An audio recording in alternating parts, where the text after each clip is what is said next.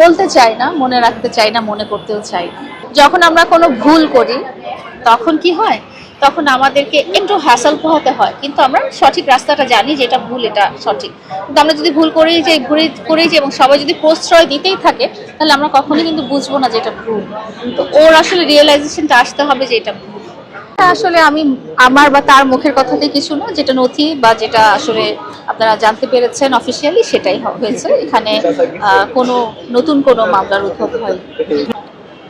আমি বলবো যে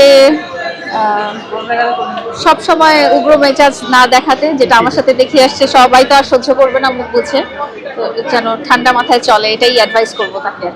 অনেক অনেক ভাই, 4 বছরে অনেক। মামলা সাক্ষী এটা নিয়ে যেহেতু এখনো প্রসেসটা শেষ হয়নি, এটা নিয়ে কথা বলা আসলে এখতিয়ার নেই। যখন প্রসেসটা শেষ হবে তখন আমি করতে পারবো। আসলে আমি দেখতে চাই যে ও যেন সংশোধিত হয়ে একটা শুদ্ধ ভালো মানুষ হোক এবং ভালো জীবন যাপন করুক। আমি সেটাই দেখতে চাই। ওর ভিতরে যেসব খারাপ দোষগুলো আছে সেগুলো আরো বাড়তে না দিয়ে যেখানে আছে সেখানেই যেন থেমে ও যেন একটা সুস্থ ভালো সুন্দর পথে আগায়, সেটাই আমি দেখতে চাই। আমার শুভকামনা, এবং আমি সবসময় চেয়েছি উনি যাতে ভালো একটা জীবনযাপন করেন। তো আমার আন্তরিক শুভকামনা।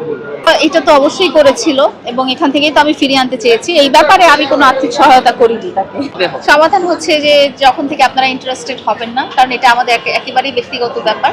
ব্যক্তিগত ব্যাপারটা ব্যক্তিগতভাবেই সলভ হওয়া উচিত, সামাজিক যোগাযোগ মাধ্যমে না আসাই উচিত। একটা জীবন সঙ্গীকে সাপোর্ট হিসেবে যতটুকু সহায়তা করা যায় সবই করেছি।